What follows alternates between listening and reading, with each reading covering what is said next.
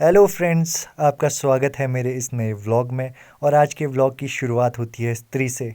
रुको, स्त्री स्त्री वाली स्त्री नहीं बल्कि प्रेस वाली स्त्री।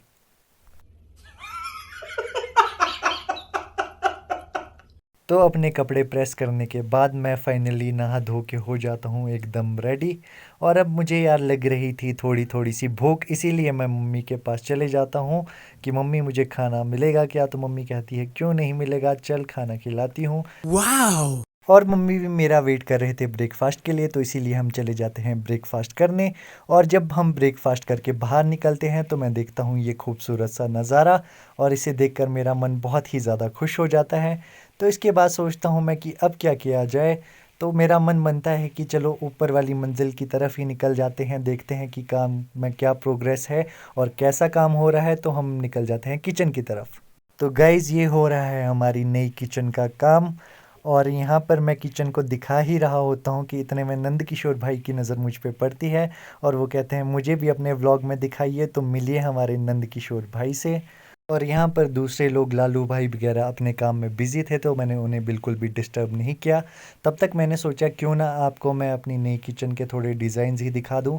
तो यार गाइज़, मुझे तो पसंद है सिंपल डिज़ाइंस, तो इसीलिए मैंने और मम्मा ने तो सिलेक्ट किया था कि हम सिंपल सिंपल पाइलिंग का ही यूज़ करेंगे। इसीलिए हम लोगों ने डिज़ाइन सिंपल रखे। और यहाँ पर आया था एक नया साथी इन लोगों का, और मैं रिकॉर्ड कर रहा था और मेरी नज़र उसी बीच उस पर पड़ती है। तो मैंने सोचा कहीं ये गुस्सा ना हो जाए कि अबे मुझे क्यों रिकॉर्ड कर रहा है बे। इसीलिए मैं फटाफट से निकल जाता हूँ आगे की तरफ, जहाँ पर हमारे ठेकेदार दीपक भाई बना रहे थे टीवी के लिए शेल्फ। और ये हैं हमारे ठेकेदार साहब दीपक जी, और इनके साथ है सबसे शरारती और छोटा प्रमोद कुमार, जिसने मुझे 2 हफ्ते तक बेवकूफ़ बनाया कि मेरी शादी हो गई है और मेरे 2 बच्चे हैं। लेकिन गाइस, अभी इसकी उम्र मात्र 18 साल की है।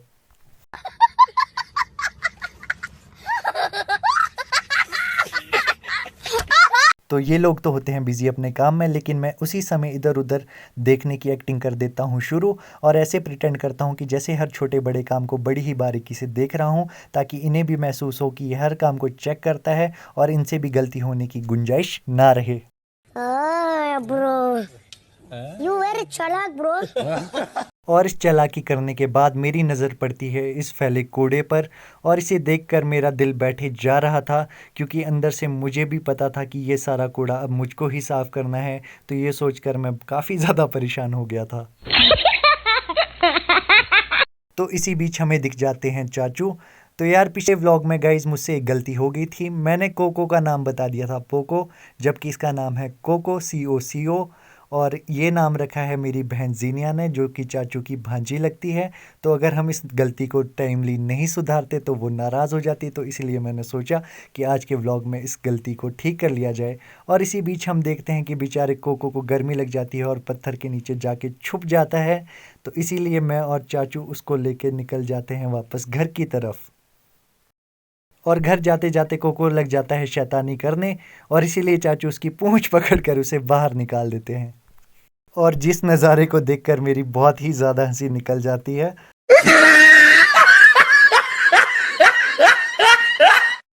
तो गर्मी, जैसा कि मैंने आपको बताया, बहुत ज़्यादा थी, इसीलिए हम कोको को लेकर घर निकल जाते हैं। और कोको भी बेचारा यहाँ आकर सीधा छाया में लेट जाता है। लेकिन उसी बीच चीको को इसके आने की खबर हो जाती है और चीको इससे मिलने यहाँ पर आ जाती है। लेकिन मैं कोको को बताने की बहुत कोशिश करता हूँ कि चीकू भाई तेरे ऊपर खड़ी है, लेकिन कोको अभी अपनी मस्ती में था। और जैसे ही मैं नीचे बैठता हूँ तो कोको मेरे पास आ जाता है दौड़ के। और यहाँ पर आज मामला उल्टा पड़ जाता है, क्योंकि कोको चीकू पर हावी हो जाता है और चीकू की टांग पकड़ने लगता है, और चीकू अपने आप को बचाने के लिए भागने लग जाता है। और आज मालूम नहीं कि कोको के अंदर कौन सी शक्ति आ गई थी कि जैसे ही उसने अपने दांतों से चीकू को पकड़ा तो चीकू को यहाँ पर मिर्गी के दौरे आने लगे, और वो अजीब अजीब हरकतें करके इधर उधर लेटने लग गया।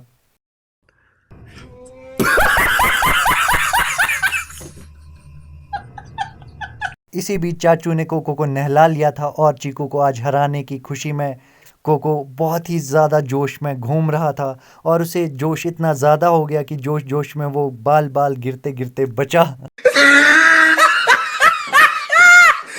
और अब फाइनली थक हार कर कोको आया और मेरे पास चुपचाप आकर बैठ गया।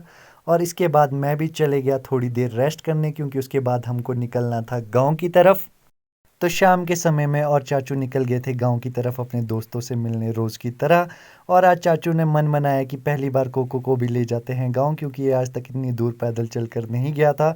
तो इसी बहाने इसकी भी चलने की प्रैक्टिस हो जाएगी और ये भी शाम के टाइम थोड़ा सा बाहर निकल जाएगा तो थोड़ा सा खुश हो जाएगा। तो गांव पहुंचकर हम कोको को मिलाते हैं पंकज भैया से, और उसके बाद हम लोग कर रहे होते हैं मुन्ना भाई का वेट। और तब तक चाचू मुन्ना भाई की गाड़ी के साथ कुछ छेड़खानी करके हंसने लग जाते हैं। तो इसी बीच चाचू की पबजी की गेम चल रही होती है, लेकिन अपने खुफिया सूत्रों से कहीं से मुन्ना भाई को मालूम हो जाता है कि कुछ लुटेरे यहाँ पर उनकी गाड़ी को लूटने की कोशिश कर रहे हैं। और वो फटाफट आते हैं और हमारे ऊपर रेड मार लेते हैं और हम यहाँ से भाग जाते हैं। तो अब मुझको और चाचू को यहाँ से तेज़ी से सच में ही भागना पड़ता है, क्योंकि अब मौसम ख़राब हो जाता है और धीमी धीमी बारिश भी शुरू हो जाती है और चारों तरफ धुंध पड़ने लग जाती है। इसीलिए मैं और चाचू फटाफट से अपने घर की तरफ को निकल जाते हैं। तो थोड़ा सा ही आगे निकलने के बाद हमें मिल जाते हैं हमारे पड़ोसी विनोद चाचू, जिनके पास होती है एक छाता, जिसे लेकर मैं और चाचू भाग जाते हैं और वो बेचारे अकेले भीगते भीगते आते हैं। तो ऐसी ही मज़ेदार वीडियोस को देखने के लिए प्लीज़ मेरी वीडियोस को लाइक करें, शेयर करें और कमेंट करें। Thank you so much guys.